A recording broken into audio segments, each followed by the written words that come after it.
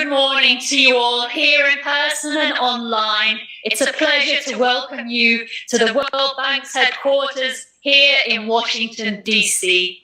My name is Claire Jones. I'm the International Economy News Editor of the Financial Times, and I'm thrilled to welcome you here today to mark the launch of the inaugural edition of the Business Ready Report.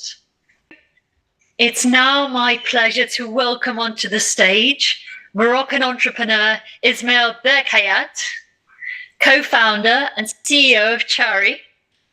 In 2022, Chari won Disruptor of the Year at the African CEO Forum. Ismail now is set to talk about his experiences in navigating the peaks and troughs of the business environment. Ismail, the floor is yours. Thank you.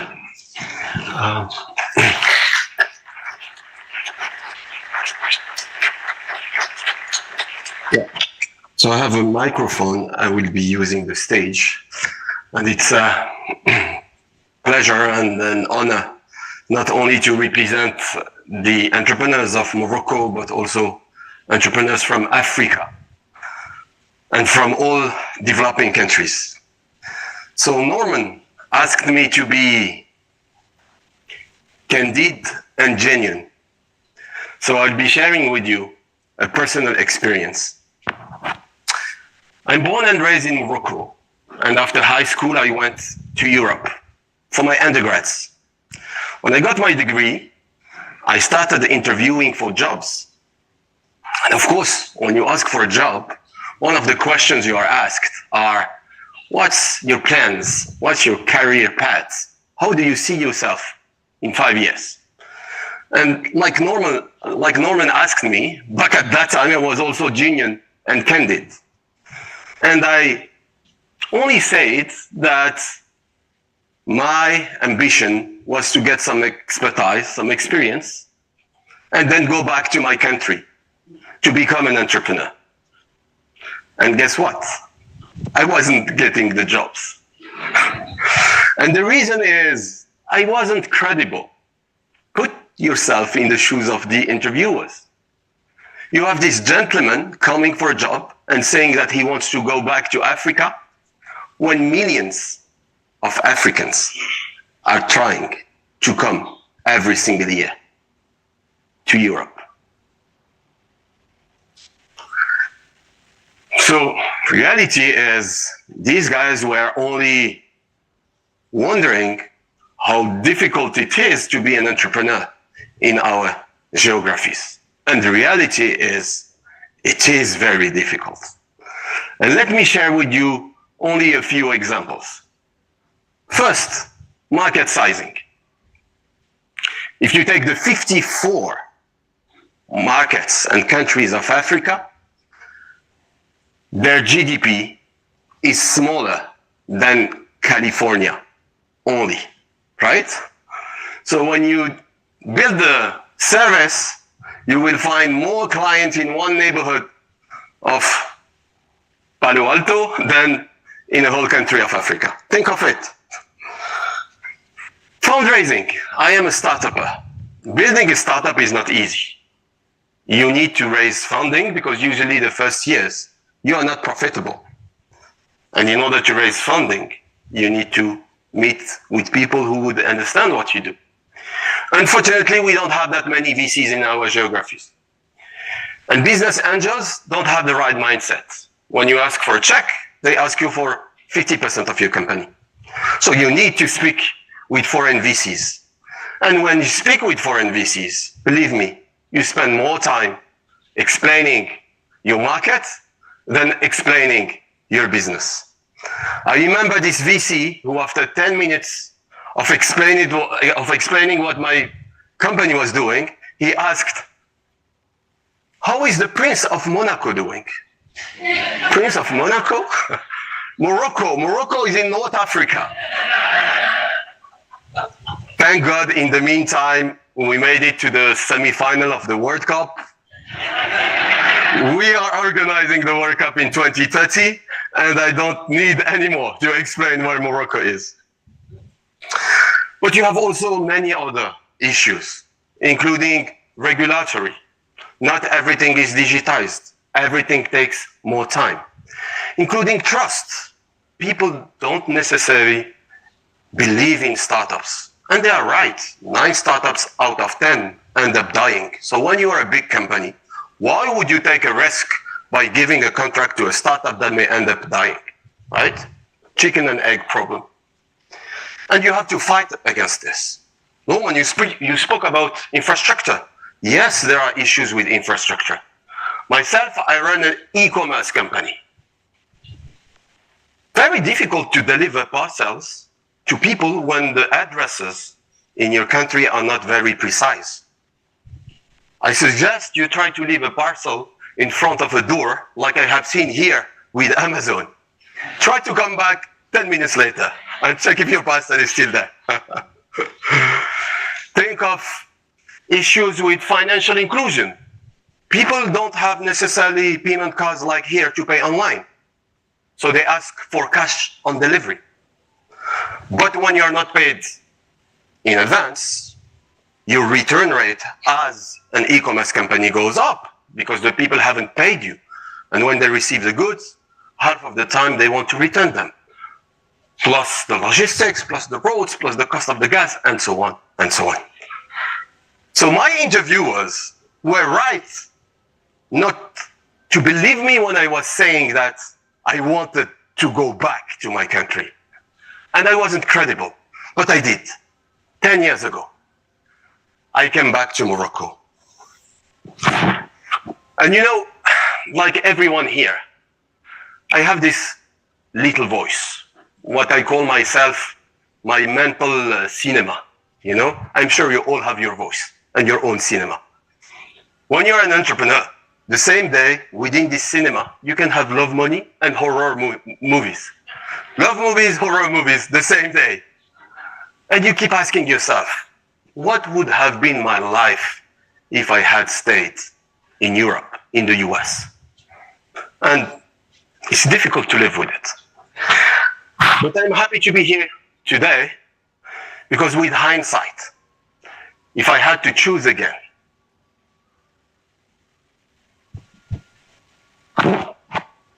not a single second I would doubt. I would come back again and again to my continent and to my country. And let me tell you. One, for business reasons. Yes, you're right. A lot of issues. I agree. But we still have a market. We still have people who love testing new services, who are in need of finding new services. Competition is not as tough as here. When you start something, you don't have 100 competitors. We have an amazing human capital. People in Africa, believe me, as great as the guys you can find in Mountain View. And we don't need to be geniuses to find out about the next big thing. Because we just need to take an airplane ticket, go to developed countries or even more advanced developing countries such as Southeast Asia, find out about the new trends, get some ideas, go back to our countries, and we know by fact, given that we have the same macroeconomics, that in 2-3 years, the same models will come. And sometimes our innovation is coming from adaptation. And when you are a person that is ambitious and that wants to work hard, there is no reasons on earth not to succeed in a developing market. But business is not everything, right? Sometimes we hear that the successful entrepreneurs are those who raise a lot of money, have a company that is valued above $1 billion, are building unicorns. But to me, that's not the most important part. Of course, you need to have a decent life and make a good company.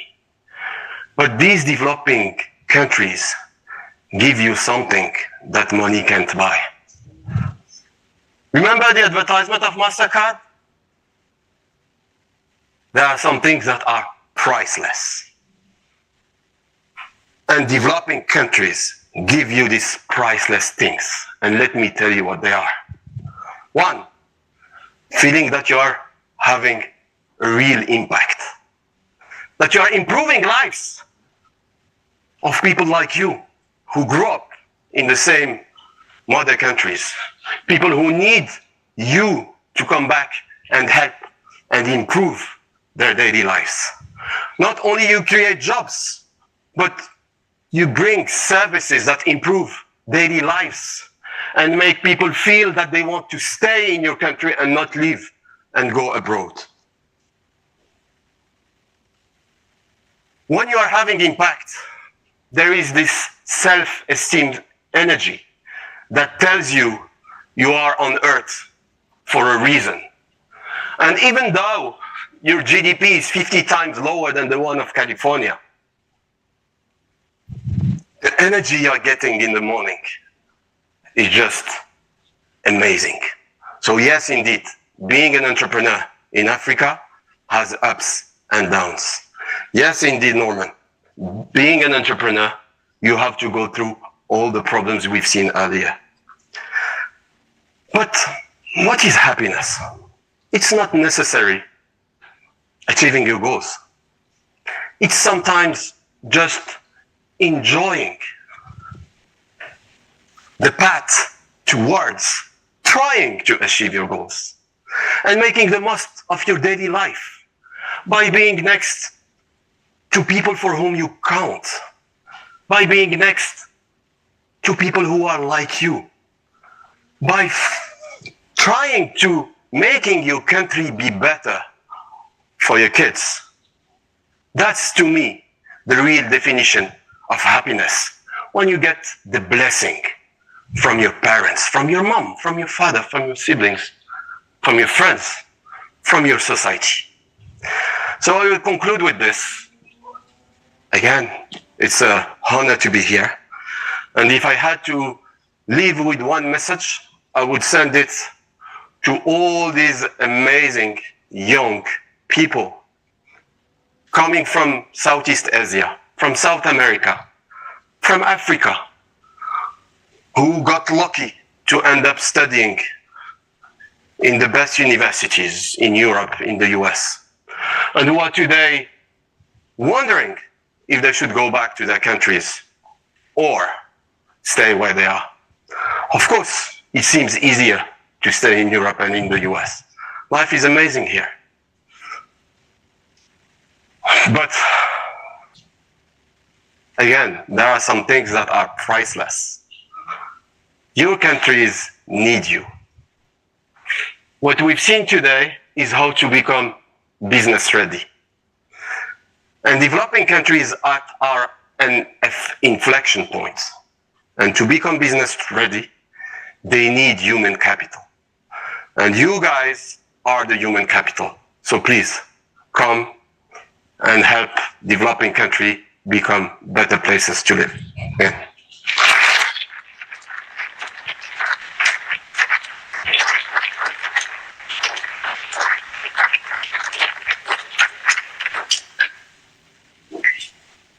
I think it's always easy to see reports such as these and their findings as, mere abstractions. And Ismail, you just did a blistering job of just reminding us how real reforming the business climate can actually be. Kudos, really great talk. It's now my great